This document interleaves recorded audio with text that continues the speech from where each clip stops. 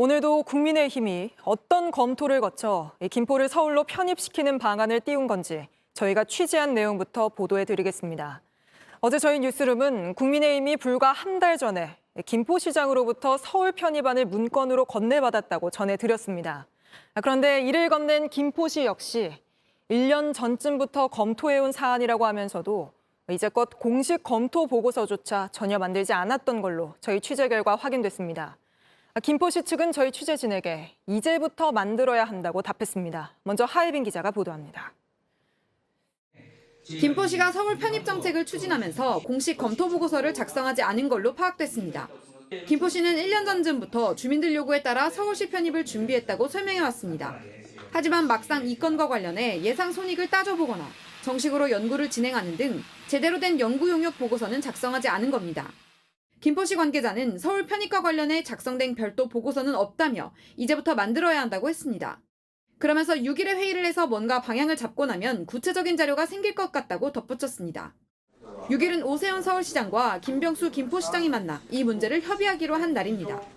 서울 편입과 관련해 통상 실시하는 여론조사나 주민 설명회도 진행되지 않았습니다. 지난 8월 실시된 경기 분도 관련 설명회에서 나온 일부 주민들의 의견을 찬성 여론의 근거로 봤습니다. 통상 행정구역 변경과 같은 정책 추진은 해당 지자체가 자체적으로 또는 외부의 용역을 맡겨서라도 명확한 근거 자료를 만드는 게 일반적입니다.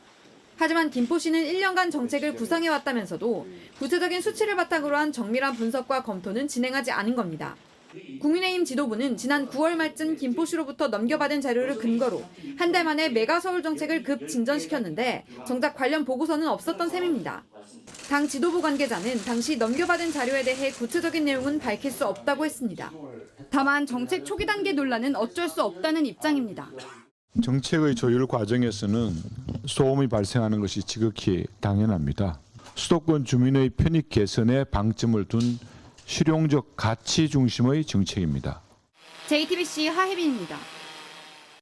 국민의힘 혁신위원회가 2호 혁신안을 발표했습니다. 국회의원 수 줄이는 것 등을 내걸었는데 가장 관심을 모았던 같은 지역구에서 삼선 초과 금지나 영남 중진들 수도권 출마하란 내용 등은 빠졌습니다.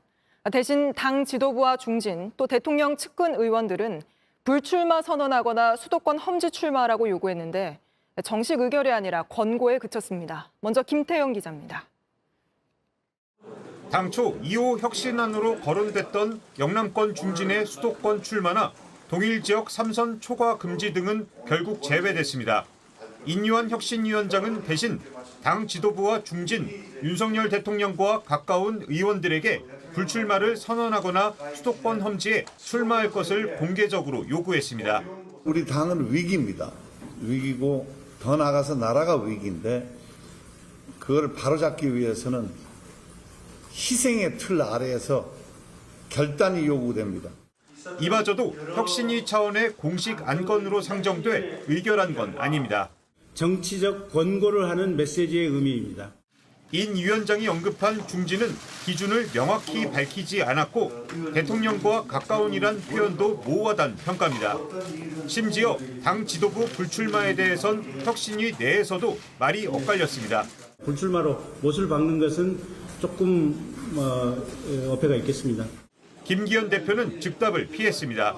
아직 정식적으로 종합 보고를 받은 바가 없어서 제안되어 온 내용을 보고 혁신위는 2호 혁신안으로 국회의원 정원 10% 감축과 불체포 특권 전면 포기, 국회의원 세비 조정, 현역 의원 평가를 통한 하위 20% 공천 배제 등 4가지를 의결했습니다.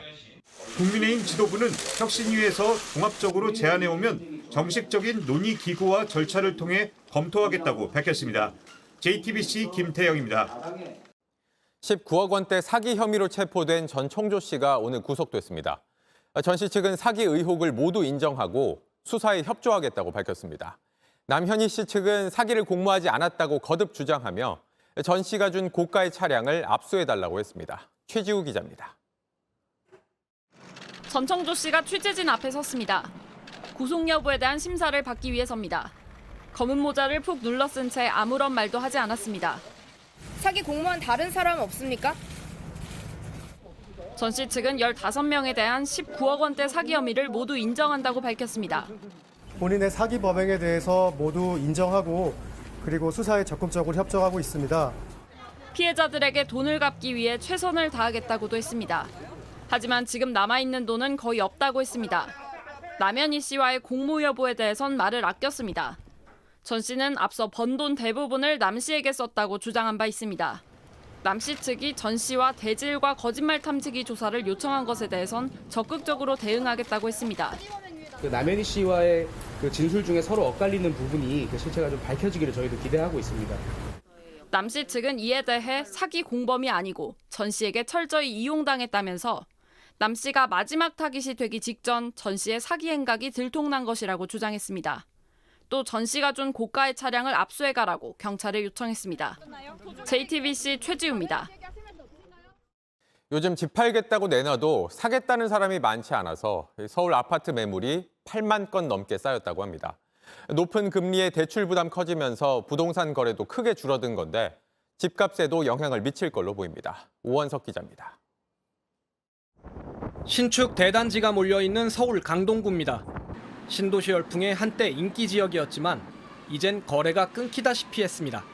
추석 지나고 나서부터 조금 이렇게 거래가 끊겨버리니까 손님들은 없고 물건은 조금 쌓이는 지금 그런 상황이에요. 금리가 이제 많이 올라서 수요자들이 약간 이제 심리적으로 부담감도 많이 느끼고. 이 지역 아파트 매물은 한 달 새 1,300여 개가 쌓이면서 전달보다 20% 급증했습니다. 서울 다른 지역도 상황은 마찬가지입니다. 지난달 서울에서 팔려나가지 못한 매물은 8만 건이 넘었는데 3년 전 통계 집계가 시작된 이후 최대치입니다.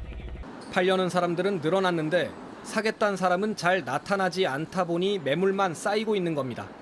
특히 정부의 대출 조이기 흐름에 맞춰 은행들이 주택담보대출 금리를 계속 올리면서 집 사려는 수요는 더 줄고 있습니다. 그러다 보니 가격 줄다리기도 치열해지고 있습니다. 매수하고 매도하고 금액이 좀 안 맞는 거죠. 매도분들은 전고점 찍은 그 금액까지는 이제 받고 싶어 하시고, 근데 매수분들은 조금 더 조정하지 않을까 해서 조금 기다리시는 것도 있고. 이 같은 관망세는 내년 초까지 이어질 걸로 보이는데 거래 가뭄이 장기화할 경우 서울 아파트값이 하락세로 돌아설 거란 전망도 나옵니다. JTBC 오원석입니다. 새벽에 차량과 오토바이를 훔쳐탄 중학생들이 경찰에 붙잡혔습니다. 그런데 이 중 한 명은 2달 전에도 차량을 훔쳐 몰다 사고를 내고 경찰과 추격전까지 벌였던 13살 촉법 소년이었습니다. 경찰은 이번에는 엄정 대응하겠다고 했습니다. 정혜성 기자입니다. 속도를 올려 차선을 넘나드는 흰색 SUV. 빨간불도 모두 무시합니다. 따라붙는 경찰차를 피해 달립니다. SUV는 철조망을 들이받고서야 멈췄습니다. 운전자는 13살 중학생, 차를 훔쳐 면허 없이 몰았습니다. 촉법 소년이라 조사만 하고 집에 돌려보냈는데 바로 다음 날 다시 범행을 저질렀습니다. 경찰 조사를 받고 풀려나자마자 또다시 남의 차를 털다 붙잡혔습니다. 이 중학생 한 달을 못 가 또 사고를 쳤습니다. 지난달 27일 다른 중학생 2명과 오토바이 3대를 훔친 겁니다. 오토바이 가게까지 타고 간 것도 훔친 차였습니다. 얘네들이 법을 너무 경시하는 부분이 있어가지고 계속 이렇게 상습적으로 범죄를 저지르면 이렇게 된다는 것을 보여줄 필요가 있습니다. 경찰은 가능한 방법을 최대한 동원해 이번에는 반성하도록 할 계획입니다. JTBC 정혜성입니다.